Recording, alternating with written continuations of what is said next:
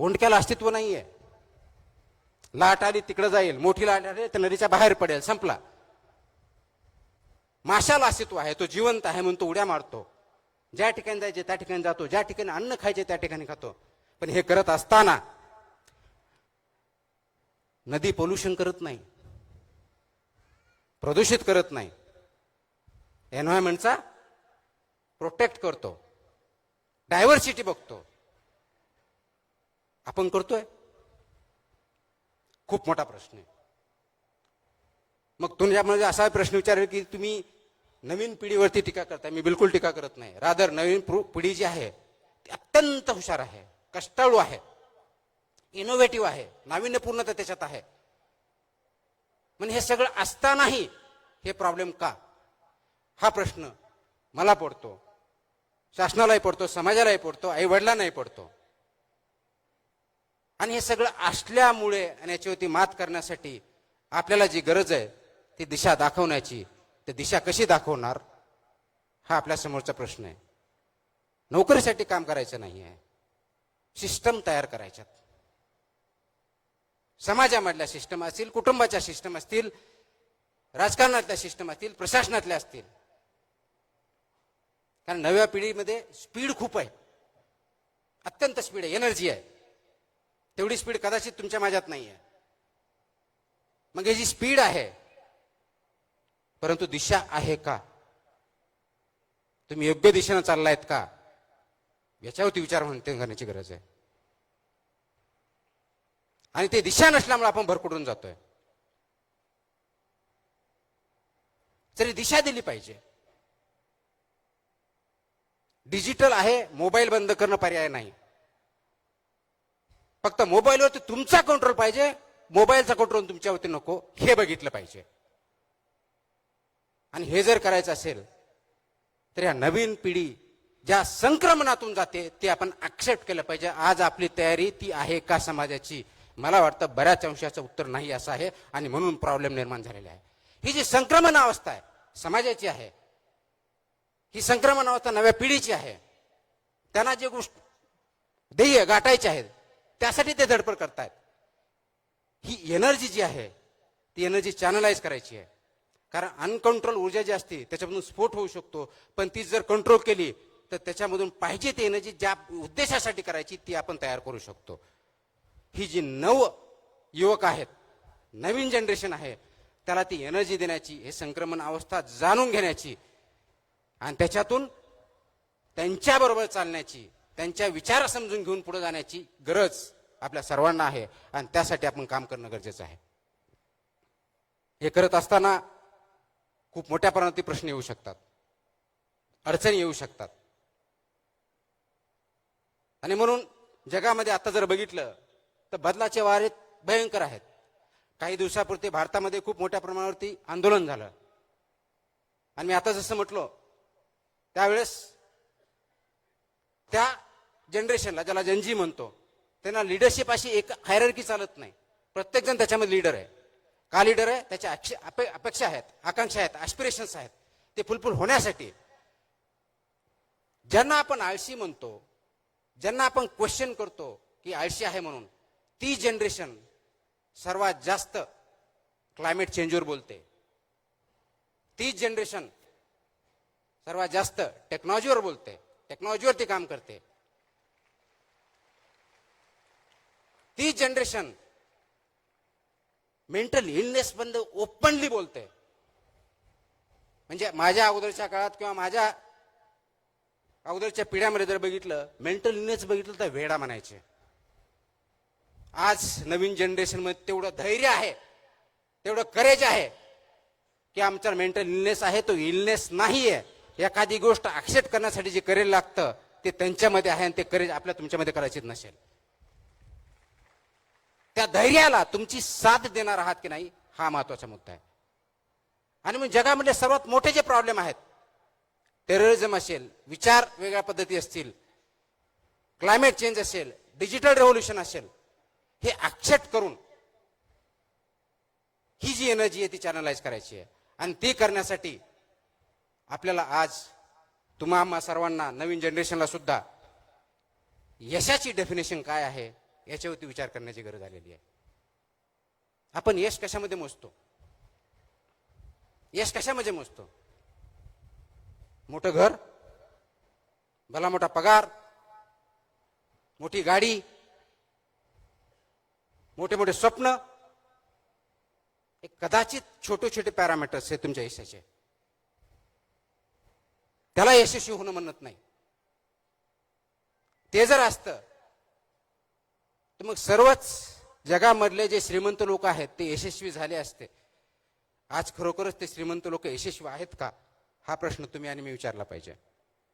पैशाने यश मोजता येत नाही. पैसे ही गरज आहे, पण पैसे म्हणजे यश नाही. आणि तुम्ही विचार करा, एक वेळेस नोकरी लागली, पगार भेटायला लागला, घर व्यवस्थित चालायला लागलं, आणि तेच रुटीन चालू झाल्यानंतर काही दिवसांत तुम्हीच म्हणणार आहे मला माझ्या जीवनामध्ये काही चॅलेंजिंग असं वाटतच नाहीये, रुटीन झालेलं आहे. एखादा शिक्षक आहे, मी दररोज शिकवतो, पण मला काही इंटरेस्टच नाही. याचा अर्थ शिक्षकाचे जे गुण आहेत त्यांच्यातून निघून गेलेले आहेत. ती नोकरी म्हणून आपण काम करतोय. अधिकारी आहे, रुटीन म्हणून जॉब करतोय, 10 ते 6 फाईल आली, फाईल केली, त्याची भूमिका बजावत नाहीये. आई वडील ज्यावेळेस मुलाबरोबर बोलत नाहीत, खेळत नाहीत, इंटरॅक्शन करत नाहीत, चर्चा करत नाहीत, त्यावेळेस फक्त त्रयस्थ म्हणून मुलाकडे बघितलं तर आई वडिलांचा रोल किंवा भूमिका आपण पार पाडत नाही. याला तुम्ही यश म्हणणार आहात का? समाजामधल्या वेगवेगळ्या क्षेत्रामध्ये काम करणाऱ्या, स्तरावर असणाऱ्या लोकांच्या जीवनामध्ये पॉझिटिव्ह बदल घडवून त्यांना काहीतरी आनंद देण्यामध्ये आणि कॉन्ट्रीब्युशन करण्यामध्ये यश आहे, हा प्रश्न तुम्हाला आम्हाला पडला पाहिजे. आज गरज त्याची जास्त आहे. आपण म्हणतो हे जनरेशन सध्या खूप कनेक्टेड आहे, इंटरनेटमुळे, डिजिटल युगामुळे कनेक्टेड, सर्वात कनेक्टेड, सर्वात इन्फॉर्मेटिव्ह. एका बाजूला सर्वात कनेक्टेड जनरेशन असलेलं सर्वात लोनली जनरेशन तेच आहे. बाहेरून त्यांच्या चेहऱ्यावर हसू दिसतंय, व्हॉट्सअप फॉरवर्ड स्माइली दिसत आहेत, त्यांच्या आतून जी घुसमट चालली ती कधी बघणार आहोत? त्याला कधी वाचा फोडणार आहोत का? आणि ते फोडलेल्या वाचाला आपण ऐकणार आहोत का? हा आज पॅरेंट्सने आणि समाजाने स्वतःला विचारायचा प्रश्न आहे. ते घुसमट बाहेर आली पाहिजे, ते अंडरस्टँड केलं पाहिजे.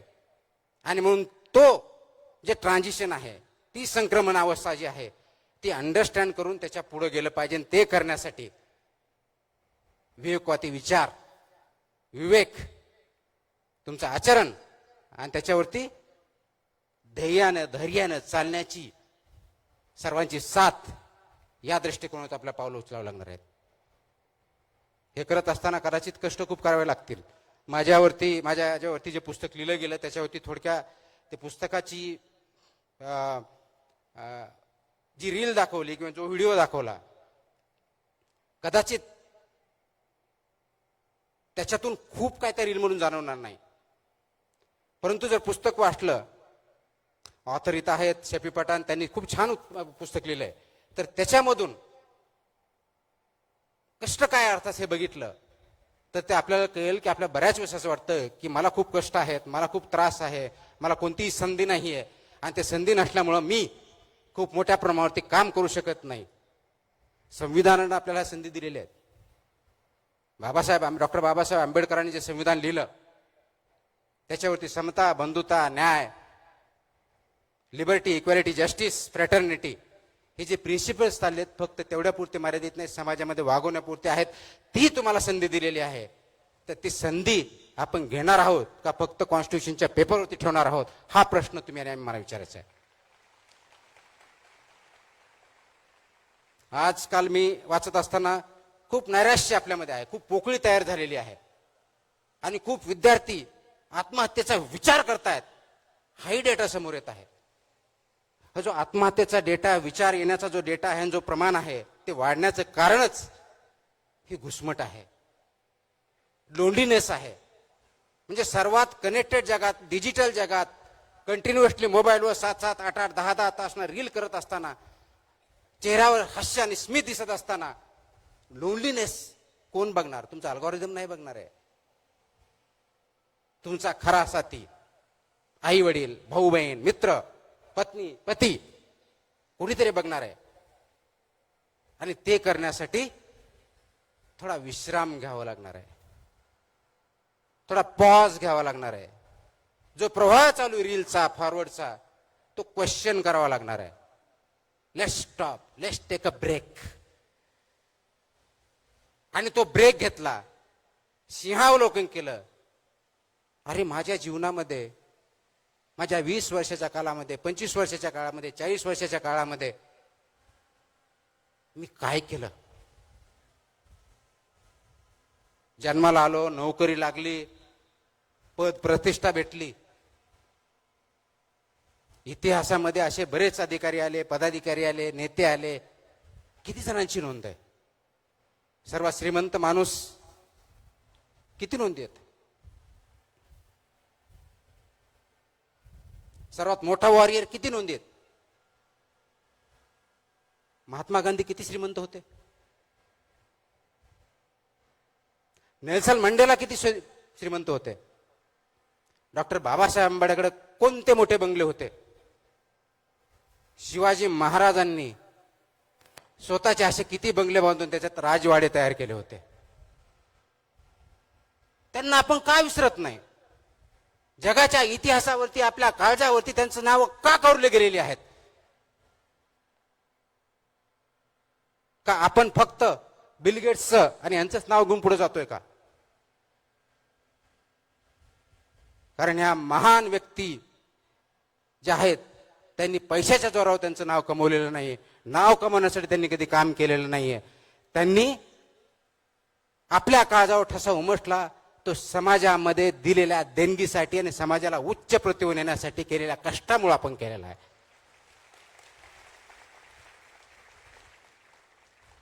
इमॅजिन करा, डॉक्टर बाबासाहेब आंबेडकरांनी आपल्याला लोकशाहीमध्ये प्रत्येकाला, ज्या कॉन्स्टिट्युएंट असेंब्लीने नेहरूपासून आंबेडकरांपर्यंत सर्वजण होते, सरदार पटेल होते, मौलाना अबुल कलाम आझाद होते, या सर्वांनी जे कॉन्स्टिट्यूशन त्यांनी प्रत्येकाला तत्कालीन 21 वर्षानंतर 18 वर्षाच्या वर त्याला प्रत्येकाला मतदानाचा अधिकार दिला.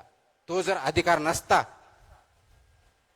तर तुम्हाला आज आपल्याला हवं तसं शासन निवडता आलं असतं का? याचा विचार करा. आणि आज त्याच लोकशाहीमध्ये, ज्याची खूप सोपी डेफिनेशन अब्राहम लिंकनजी केलेली आहे, government of the people, by the people, for the people. Simple, सगळ्यांना पाठ आहे, अगदी 4थीच्या मुलाला दिलं तरी पाठ आहे. पण त्याचा अर्थ कधीतरी समजून घेतला आपण?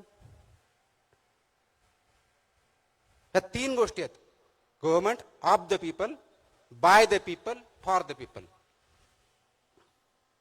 आता याच्यामधला ऑफ द पीपल 2 मिनिटासाठी आपण बाजूला ठेवूया. गव्हर्नमेंट बाय द पीपल म्हणून, म्हणजे निवडून देणारी जनता, ज्याच्यामधून लोकशाही, ज्याच्यामुळे आपण शासन निवडतो, ते लोक आतून खोकले असेल तर काय होणार? जे की बऱ्याच अंशी आज खरं आहे. आतला जो खोकलेपणा आहे ते मतदार आहेत, तो तुम्ही आणि मी आहोत. जे हॉलोनोस आहे हे मतदार आहोत आपण. जी डेमोक्रेसीचा राईट, फ्रँचाईज म्हणतो ज्याला, मतदानाचा अधिकार वापरत आहोत. खोकला आहे, आपल्यामध्ये कोणतीही नतिमत्ता नाहीये, कोणताही विचार नाही, जिकडे फ्लो चाललाय तिकडे चाललोय, ओंडक्या सटका. आणि त्याच्या आधारावरती ही लोकशाही, हे शासन, आपण कोणतंही जे असेल, मी पार्टीबद्दल बोलत नाही, मी लोकशाही आणि शासन या पद्धतीबद्दल बोलतोय.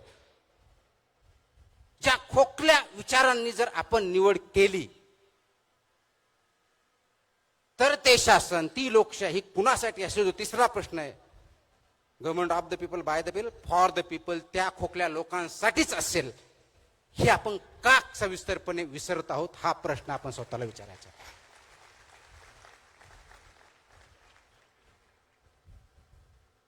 हा दिलेला हक्क आहे आपल्याला. आणि लोकशाही म्हणजे फक्त मतदार नव्हे. मतदान 5 वर्षातून एकदा करायचंय निवडणुकीमध्ये. लोकशाही त्याच वेळेस टिकते, त्याच वेळेस समृद्ध होते, त्याच वेळेस वाढते, ज्या वेळेस त्या लोकशाहीमध्ये फक्त मतदार नसतात तर जागरूक नागरिक असतात. त्यावेळेस ती लोकशाही टिकते आणि वाढते. मग ते जागरूक नागरिक तुम्ही आणि मी आहोत का, याचा विचार आपण करतोय का? का फक्त मतदानाच्या वेळेस 60च्या ऐवजी 80% मतदान झालं म्हणजे आमची लोकशाही प्रगल्भ झाली, ह्या घोषणा देण्यापूर्वच मर्यादित आहे का? हाही प्रश्न तुम्ही आणि मी स्वतःला विचारला पाहिजे. आणि म्हणून स्वातंत्र्य असून चालत नाही, फक्त मानून चालत नाही. आज तुम्हाला मला हा प्रश्न विचारावा लागेल, प्रत्येक गोष्ट जी आपण वाचतोय ती खरी आहे का?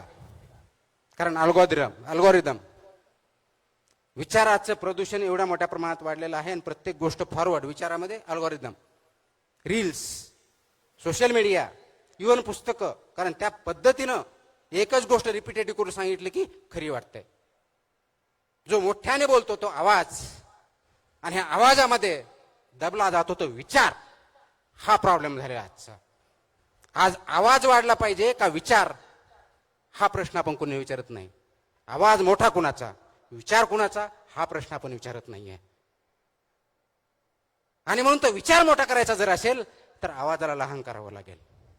ही तयारी आपली स्वतःची, आपल्या स्वतःच्या कुटुंबापासून कम्युनिटीपर्यंत, समाजापर्यंत सर्वांची असेल तर आणि तरच तो समाज आणि ते कुटुंब आणि कम्युनिटी पुढे जाऊ शकते. अन्यथा आपण जी स्वप्न बघतोय ती दूर दूर चलत राहणार आहेत. आपण ते स्वप्न कधीही पादाक्रांत करू शकणार नाही. मग आपण पुढच्या पिढ्यांना काय देणार आहोत? तर पुढच्या पिढ्यांना हा विचार दिला पाहिजे, आवाज नाही. पुढच्या पिढ्यांना ऐकण्याची सवय लावली पाहिजे. त्यासाठी स्वतः आपण ऐकायला शिकलं पाहिजे. अगोदर मला ऐकावं लागेल, त्यांचं म्हणणं काय, त्यांची ट्रान्झिशन काय, इच्छा काय, आकांक्षा काय, अपेक्षा काय, त्यांच्या अडचणी काय आहेत, ते ऐका, त्याच्यावरती विचार करा आणि मग त्यासाठी आवश्यक असलेला सिस्टम तयार करा आणि त्याच्यावरती पादांकरण करण्याचा आपण सर्वांनी प्रयत्न केला पाहिजे. तरुण मित्रमैत्रिणींनो, तो खूप मोठ्या संख्येने आलात, मला माहिती खूप वेळ झालेला आहे. मला आता सांगण्यात आलं की जी स्पर्धा घेतली त्यासाठी कोल्हापूरची मुलगी, लातूरची मुलगी प्रथम आली, ती तिच्या आईवडील असेल इथं लातूरून इथं आलेली आहे आणि त्यांना बक्षीस फक्त सर्टिफिकेट देणार आहेत माझ्या माहिती, आणि पुस्तकाच्या पेक्षा वेगळं काही नाही. हा विचार जर तिला घेऊन येत असेल तर त्याच्यापेक्षा दुसरा विचार करण्याची आवश्यकता नाही, हे महत्वाचं आहे.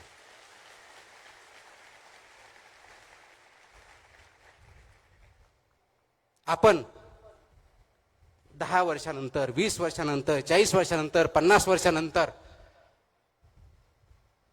काय म्हणून राहणार आहोत? आपण मृत्यू झाल्यानंतर आपली इतिहासात नोंद घेतली जाणार की याचा विचार करू नका.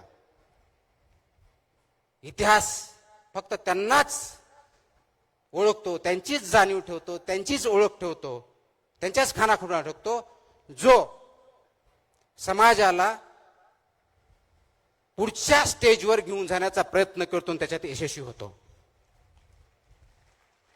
आणि ते महान नेत्यांनी केलेलं आहे, समाजामधल्या, भारतातल्या, महाराष्ट्रातल्या, जगातल्या, आणि ते नेण्याचं काम विवेकाने केलं आहे. ज्ञानेश्वर महाराजांनी, संत ज्ञानेश्वर महाराज यांनी ज्ञानाचं कनेक्शन विवेकाशी लावलं. तुकाराम महाराजांनी जे समोर आलं ते मान्य नाही केलं, अनुभव फक्त केले नाही, त्याच्या आधारे बदल करण्याची, त्यांची असलेल्या परिस्थितीला बदलण्याची, समानता आणण्याचा प्रयत्न केला. शिवाजी महाराजांनी नैतिकता जोपासली आणि स्वराज्य ही संकल्पना सर्वात अगोदर शिवाजी महाराजांनी दिली. डॉक्टर बाबासाहेब आंबेडकरांनी सामाजिक न्यायाची घोषणा केली. पण हे सगळं करण्याच्या अगोदर त्यांच्या मनात तो विचार आला आणि त्या विचारावरती त्यांनी काम केलं, म्हणून हे त्यांना शक्य झालं. 21व्या शतकातला भारत समाज किंवा स्वतः तुम्ही आणि तुमची पिढी, तुमचे मुलं हे घडवायचे जर असतील तर प्रथमतः गरज काय असेल तर तुमच्यामध्ये तो विचार येण्याची, त्याच्यावरती रुजवण्याची आणि त्याच्यावरती काम करण्याची. ही तयारी तुमची, माझी, समाजाची आणि नवीन जनरेशनची आहे का, हा प्रश्न तुमच्या समोर आहे. आणि ही जर विचार करण्याची प्रवृत्ती नसेल, रुजवण्याची साठी प्रयत्न करणार नसाल, याच्यामध्ये सहभागी होणार नसाल, तर आपण जो जगामधला सर्वशाली देश बनण्याचं स्वप्न बघतोय ते तर दूर राहा. आपण स्वतःही, कुटुंबही तेवढं सर्वशाली, महान किंवा शक्तिशाली होणार नाही. ही क्लिअर कट अधोरेखित करण्याची गोष्ट आहे. आणि म्हणून त्या दृष्टीनं काम करण्यासाठी आज आपल्याला काही गोष्टी मान्य कराव्या लागतील, त्याच्यावरती काम करावं लागेल. आणि ते सर्वात महत्वाची माझ्या दृष्टिकोनातून जी गरज आहे ती समाजामध्ये नैतिकता या गोष्टीची आहे. नैतिकता जोपर्यंत वाढत नाही, नैतिकता जोपर्यंत अंगीकारत नाही, तोपर्यंत त्या समाजाचा, त्या कुटुंबाचा, त्या कम्युनिटीचा जगात कधीच उद्धार झालेला नाही. असे अनेक उदाहरणं आतापर्यंत आहेत. ती नैतिकता म्हणजे काय? नैतिकता फक्त ज्यावेळेस कन्व्हिनियंट होईल त्यावेळेस वापरायची आणि बाकीच्या वेळेस खुंटीला टांगून ठेवायची, ती नैतिकता नसते. नैतिकता ती असते ज्यावेळेस तुम्ही खरोखर अडचणीत असता त्यावेळेस सुद्धा ते प्रिन्सिपल, ते व्यक्ती, ती व्हॅल्यू, त्याची गाठ तुमच्या बरोबर राहते, तुम्ही सोडत नाही, त्याला नैतिकता म्हणतात. आणि म्हणून मला अनेक वेळेस सांगितलं जातं की तुम्ही असं केलं असतं तर आणखी असं काही करता आलं असतं. एखादा व्यक्ती आहे, तो शिक्षक आहे, प्राध्यापक आहे, प्रिन्सिपल आहे, त्याच्या कॉलेजमध्ये ऍडमिशन होत आहेत आणि मेरिट नुसार एक्स व्यक्तीचा नंबर लागतोय, परंतु त्याला कोणीतरी पैसे देतोय, कोणतरी संस्था सांगते किंवा कुणातरी फोन येतोय, दबाव येतोय, म्हणून तो वाय व्यक्ती त्या मेरिटपेक्षा खालच्या मुलाला ज्यावेळेस ऍडमिशन देतो त्या मोमेंटला तो प्रिन्सिपल म्हणून काम करत नाही, तो फक्त बाहुलं म्हणून काम करतो. आपल्याला बाहुले नकोय, तर आपल्याला ते प्रिन्सिपल म्हणून काम करण्याची गरज आहे. आणि आपणही व्यक्ती म्हणून माझा मुलगा आहे हो, ओळखीच्या ते मदत करा, काय फरक पडतोय का बाजूला गेलेला, हेही म्हणण्याचे आपण बंद केलं पाहिजे. कारण याची सुरुवात समाजापासून होते. टाळी कधीही दोन हाताने वाजत असते. आपला हात चांगल्या गोष्टीसाठी पुढे करा, वाईट गोष्टीसाठी नाही. आपलं पाऊल, आपला प्रवाह योग्य आहे की नाही ते विचारा. योग्य असेल तर पाऊल त्या दृष्टीने टाका, अयोग्य असेल तर योग्य दिशा ठरवा, त्याच ठिकाणी योग्य पाऊल उचला. भविष्य तुमचं आणि माझं असेल. एवढंच बोलतो. जय हिंद, जय महाराष्ट्र.